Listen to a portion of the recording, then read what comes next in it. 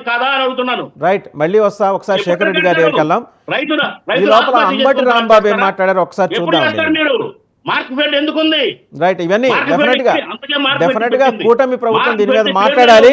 బాజీ గారు ఒక్క నిమిషం ఆగండి. అంబటి రాంబాబు గారు మాట్లాడింది చూసి ఒకసారి శేఖర్ రెడ్డి గారి దగ్గర అంబటి రాంబాబు గారు ఏం మాట్లాడారు? గారికి 11 సీట్లు వచ్చినా జగన్మోహన్ రెడ్డి గారు రోడ్డు మీదకి వస్తే వేలాది మంది ప్రజలు వస్తారు. ఇది అందరికీ తెలిసినటువంటి సత్యం. 40% ఓట్ షేర్ ఉన్నటువంటి రాజకీయ పక్షం ఒకే ఒక్కడు 40% తెచ్చుకున్నాడు. మీలాగా నలుగురు ఐదుగురు కలిసి కాదు. అంత ప్రజాదరణ కలిగినటువంటి వ్యక్తి రోడ్డు మీదకి వస్తుంటే Z+ సెక్యూరిటీ ఉంటే బాజీ గారు లోకేష్ మాట విని పోలీసులు పక్కన పెడతారా? ఏమండి నాకు అర్థం కాలేదు. ఎంత దుర్మార్గం అండి. తొక్కిసలాట, అల్లాడిపోయాం. పోతే పోయాం, కానీ మాకేం అభ్యంతరం లేదు. తొక్కిసలాట, గందరగోళం. జగన్మోహన్ రెడ్డి గారి దగ్గరికి వెళ్ళి పక్కన నుంచోవాలన్నా కూడా ఇబ్బంది పడేటువంటి పరిస్థితి. ఒక్క పోలీసు లేడు. మేమే మంత్రులు అటు ఇటు కింద పడి మీద పడి అటు పడి ఇటు పడి సర్దుకున్నాం. కనీసం ప్రెస్ మీట్ ఇలా పెట్టుకుందామంటే జనం వచ్చి మీద పడిపోతున్నారు, రైతాంగం వచ్చి మీద పడిపోతున్నారు.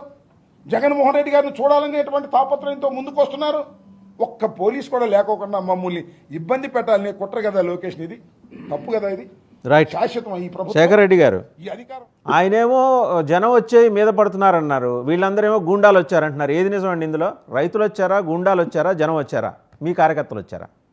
సార్ పాపం సార్, వైఎస్ఆర్ కాంగ్రెస్ పార్టీకి జనాలు వస్తే మాత్రం వాళ్ళందరూ రౌడీలు సార్. వైఎస్ఆర్ కాంగ్రెస్ పార్టీ జగన్మోహన్ రెడ్డి గారిని చూడడానికి వచ్చే, జగన్మోహన్ రెడ్డి గారికి ఓటేసిన 40% మంది ఆంధ్ర రాష్ట్ర ప్రజలు కూడా రౌడీలేమో సార్.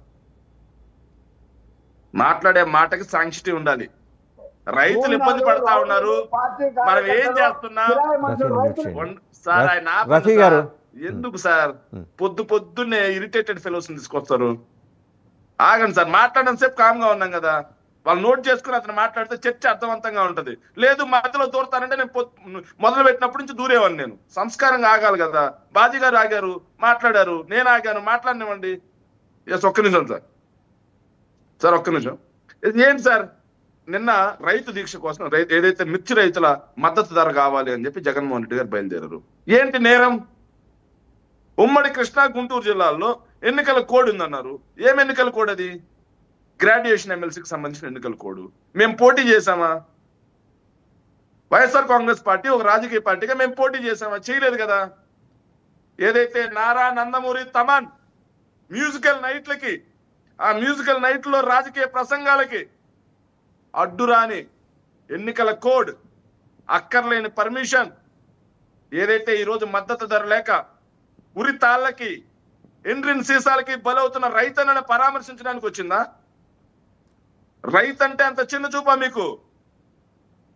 వచ్చి సార్ 9 నెలలు 10 నెలలు అవుతా ఉంది, 9 నెలలు 10 నెలలు అవుతా ఉంది. రైతు భరోసా ఇస్తాం 20,000 అని చెప్పారు. చిల్లి